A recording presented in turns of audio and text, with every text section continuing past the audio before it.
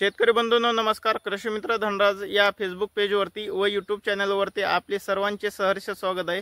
शेतकरी बंधूंनो, महाराष्ट्रामध्ये बहुतांश शेतकरी सध्या रेशीम उद्योग हा चालू करत आहेत किंवा करण्याचा विचार करत आहेत। तर अशा शेतकऱ्यांमध्ये सुरुवातीला आपल्याला रेशीम शेती चालू करण्यासाठी 3 ते 3.5 लाख रुपये खर्च होतो। कारण आपल्याला एक सरासरी 22 बाय 50 चं शेड तयार करावं लागतं आणि तुती लागवड करावी लागते।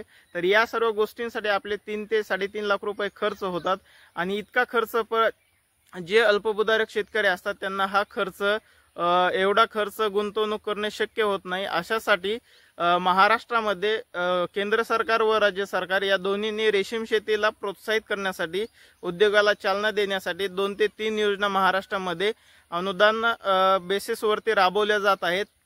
तर त्या 3 योजनांबद्दल थोडक्यात माहिती आपण या व्हिडिओमध्ये समजून घेणार आहोत। शेतकरी बंधूंनो, महाराष्ट्रामध्ये सर्वात प्रथम एक योजना मोठ्या बेसिसवरती राबवली जाते, ती म्हणजे महात्मा गांधी रोजगार हमी योजना, ज्याला आपण मनरेगा असे म्हणतो।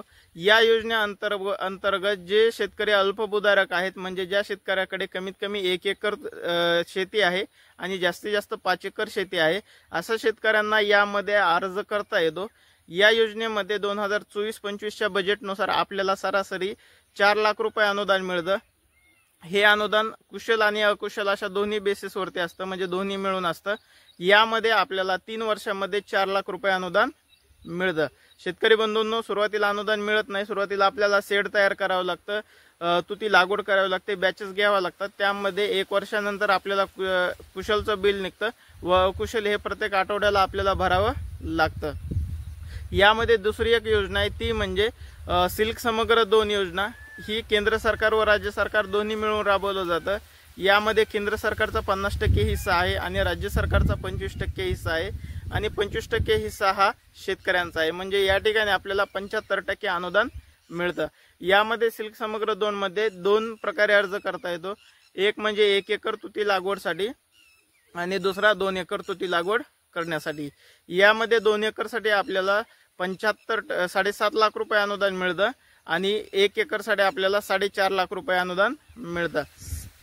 सिल्क समग्र 2 या योजनेअंतर्गत जे शेतकरी चालू करतात त्यांना अगोदर आपल्याला सेड करावं लागतं, सर्व गोष्टी करावं लागतात। यांची जेव्हा शेवटची यादी तयार होते, ती यादी केंद्र सरकारकडे जाते, नंतर राज्य सरकारकडे येते। दोन्हीचं मिळून जेव्हा बजेट पडतं तेव्हा आपल्याला अनुदान मिळतं।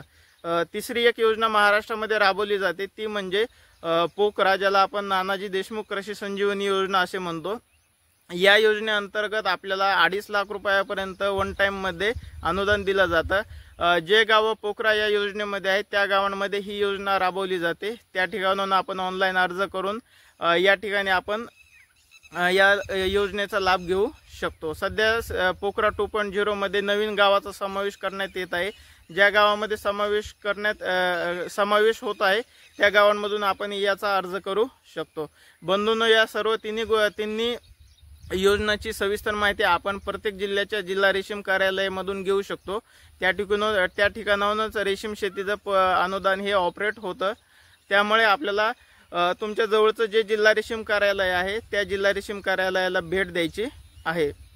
शेतकरी बंधूंनो, रेशीम शेती निगडीत आपण आपल्या यूट्यूब चॅनलवरती प्रत्येक टॉपिकवरती सविस्तर व्हिडिओ बनवलेले आहेत। त्यामुळे जे कोणी नवीन रेशीम शेतकरी असतील, ज्यांना रेशीम शेतीबद्दल सविस्तर माहिती घ्यायची आहे, त्यांनी नक्कीच आपल्या चॅनलला व्हिजिट द्या, प्लेलिस्टमध्ये जा व रेशीम शेतीचे सर्व व्हिडिओ पाहायला विसरू नका। थँक्यू।